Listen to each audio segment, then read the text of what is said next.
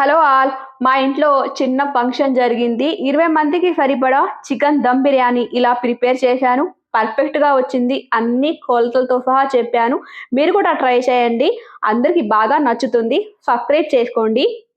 3 కేజీలు పట్టే బిర్యానీ ఇలాంటి వెడల్పాటి డబ్రా తీసుకొని ఇందులో 1 లీటర్ ఆయిల్, స్లైసెస్‌లా కట్ చేసుకున్న 1 కిలో ఆనియన్ వేసుకోవాలి. ఆనియన్ కట్ చేసేటప్పుడు అన్నీ ఒకే సైజ్ వచ్చేలాగా చూసుకోండి. ఒకటి లావుగా, ఒకటి సన్నగా వస్తే ఒకటి వేగిపోతుంది, ఒకటి త్వరగా వేగదనమాట. ఇది ఇలా గోల్డెన్ కలర్ వచ్చేలాగా నెమ్మదిగా కలుపుకుంటూ వేయించుకోవాలి. ఇలా వేగిన తర్వాత 1/2 కిలో అల్లం వెల్లుల్లి పేస్ట్ వేసుకోవాలి. ఇది వేసుకొని ఇందులో పచ్చి వాసన అంతా పోయేలాగా బాగా కలుపుకోవాలి. పచ్చి వాసన అంతా పోయి ఇలా వేగిన తర్వాత శుభ్రంగా కడిగిన 3 కిలోల చికెన్ వేసుకోవాలి. చికెన్ వేసుకున్న తర్వాత తగినంత సాల్ట్ వేసుకోవాలి. సాల్ట్ కొద్దిగా చూసి వేసుకోండి. మంట మీడియం ఫ్లేమ్లో పెట్టుకొని ఈ చికెన్లో నీళ్ళు ఉడతాయి కాబట్టి అవన్నీ ఎగిరిపోయేలాగా చూసుకోండి. మూత పెట్టేసి మధ్య మధ్యలో కలుపుకుంటూ ఉండాలి, లేదంటే అడుగంటేస్తుంది. నీళ్ళన్నీ ఎగిరిపోయి ఇలా ఆయిల్ పైకి తేలుతున్నప్పుడు 1.5 కిలోల సన్నగా కట్ చేసుకున్న పండు టమోటాలు వేసుకోవాలి. బిర్యానీకి పండు టమోటాలు వేస్తేనే కలర్ బాగుంటుంది, టేస్ట్ కూడా బాగుంటుంది. 100 గ్రాముల పచ్చిమిర్చి మధ్యలో కట్ చేసి వేసుకోవాలి. ఈ టమోటాలు వేసుకున్న తర్వాత బాగా కలుపుకుంటూ ఉడికించుకోవాలి, లేదంటే బిర్యానీలో టమోటాలు ముక్కలు అలాగే ఉంటాయి.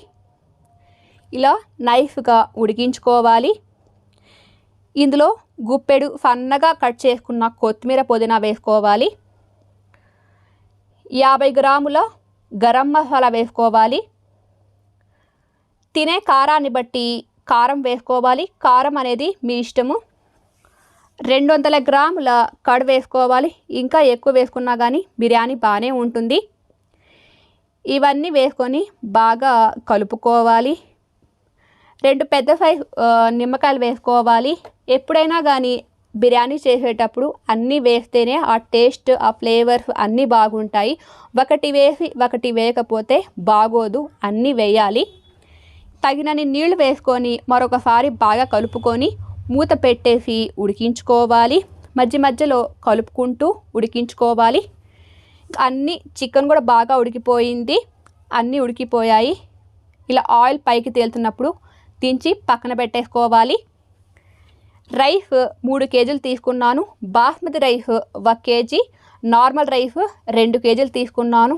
ఇందులో కొద్దిగా కొత్తిమీర, పుదీనా, 1 బిర్యానీ ఆకు, తగినంత ఉప్పు వేసుకోవాలి. ఇలా నిమ్మకాయ తొక్కలు వేసుకోండి, చాలా బాగుంటాయి ఫ్లేవర్స్. అన్నం ఉడికేటప్పుడు గిర్రమని కలిపేయకుండా నెమ్మదిగా కలుపుకోవాలి, లేదంటే అన్నం విరిగిపోతుంది. రైస్ 60% ఉడకనివ్వాలి. మాత్రం ఎక్కువ ఉడికినా కానీ అన్నం ముద్దలా అయిపోతుంది.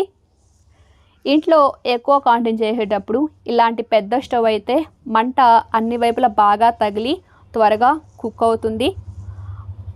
మనం రోజు వండుకునే చిన్న స్టవ్ మీద చేస్తే మంట చాలక అన్నమంతా పాడైపోతుంది.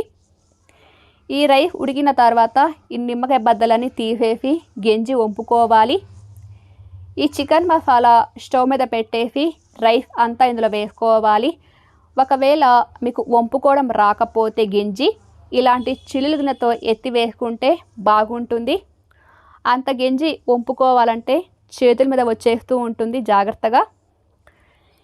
రైస్ అంతా వేసుకున్న తర్వాత నీట్గా ఇలా స్ప్రెడ్ చేసుకోవాలి.